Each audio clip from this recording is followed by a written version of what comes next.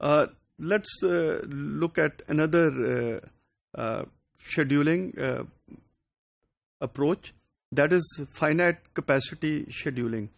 Basically یہ finite capacity scheduling جو ہے it simulates جو جاب کا اسٹارٹ ٹائم اور فنش جو ہے اس کو ان ایچ ورک سینٹر وہ اس کو سمولیٹ کرتا ہے.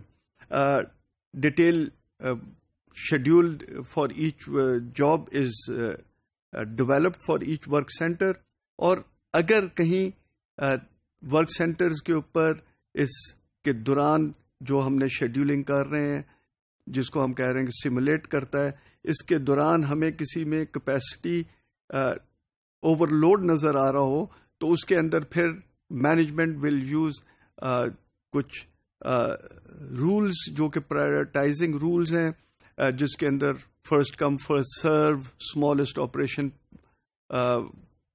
Job to be used first and so on so fourth.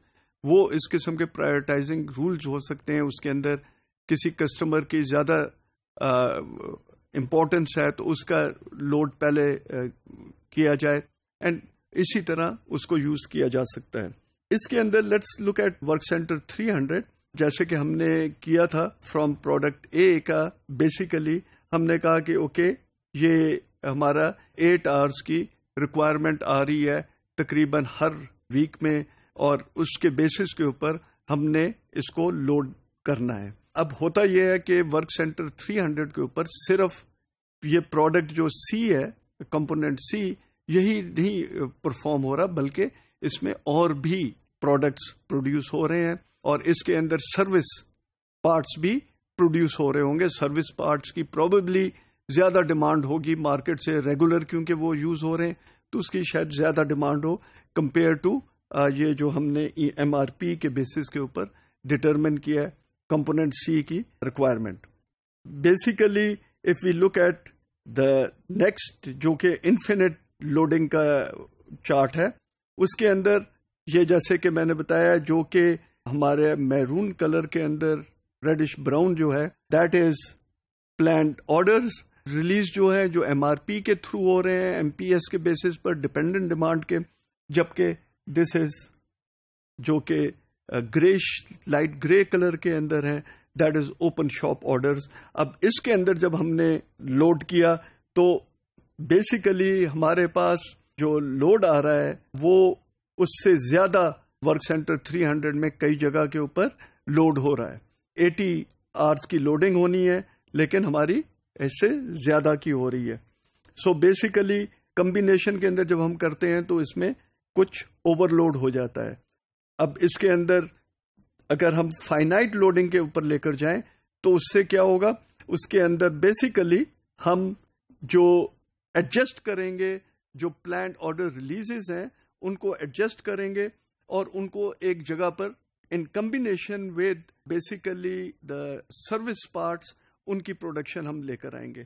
For example اگر ہم دیکھیں تو اس سے پہلے جو تھا سروس پارٹ ہمارا یہ زیادہ لے کر جا رہا ہے، یہ بھی زیادہ ہے، پھر ہماری ادھر کچھ ہے، تو جب ہم ان کو کمبائن کریں تو یہ تقریباً ہمارے سروس پارٹ کی ریکوائرمنٹ جو ہے وہ 4 ویکس کے اندر plus some what 5th week میں یہ پوری ہوگی. تو ہم وہ جو ریکوائرمنٹ پوری کر کر ہم پھر کہہ رہے ہیں کہ اوکے پلانڈ آرڈر جو ریلیز ہے وہ ہم اس کو شفٹ کر کے 5th ویک میں لے کر جا رہے ہیں ایم آر پی کے جو ریکوائرمنٹ ہے اس بیسس پر.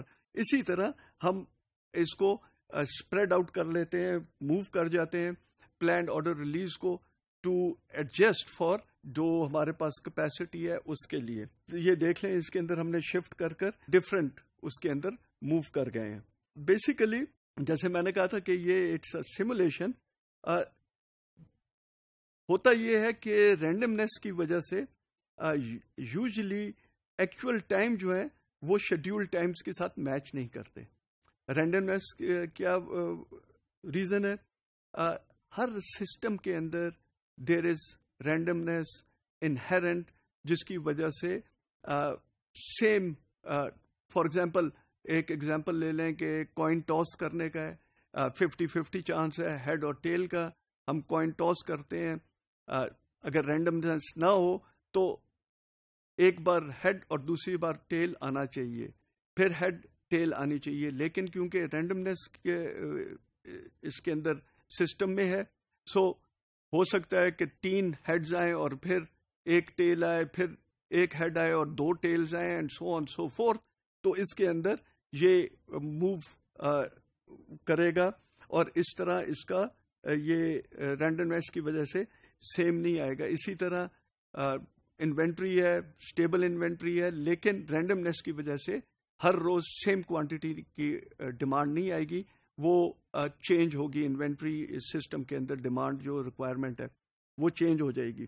تو اسی طرح پھر ڈیسیجن ہے کہ جو ورک سینٹر ہے اس کے اندر کیونکہ جاب پہنچ نہیں سکا ٹائم پر جو شیڈیول تھا، اب وہ آئیڈل ہے، تو کیا وہ آئیڈل رہے یا اس پر کسی اور پروڈکٹ کو ہم آپریٹ کرنا شروع کر دیں. اسی طرح اگر ہم اوور ٹائم یوز کرتے ہیں تو پھر ہمارے شیڈیول کی ایکوریسی خراب ہوتی ہے. فریکوینٹ ری شیڈیولنگ کرنا پڑتا ہے، لیکن وہ کرنے سے جو وہ ہے کیا کہتے ہیں کمپیوٹیشنلی بہت ایکسپینسو پڑ جاتی ہے، لیکن ری شیڈیولنگ ضروری ہوتی ہے سو دیٹ ہم ایکوریسی کو مینٹین کریں. لیکن اگین اس کے اندر گیو اینڈ ٹیک ہے کہ کتنی ایکوریسی ہمیں چاہیے اور کتنی ہمیں یہ جو کمپیوٹیشنلی ایکسپینسو ہمیں پڑ رہا ہے وہ کتنا ہم برداشت کر سکتے ہیں. تو یہ ساری چیزیں ہیں، ان کو لے کر فائنائٹ کیپیسٹی شیڈیولنگ جو ہے وہ ہم یوز کر سکتے ہیں.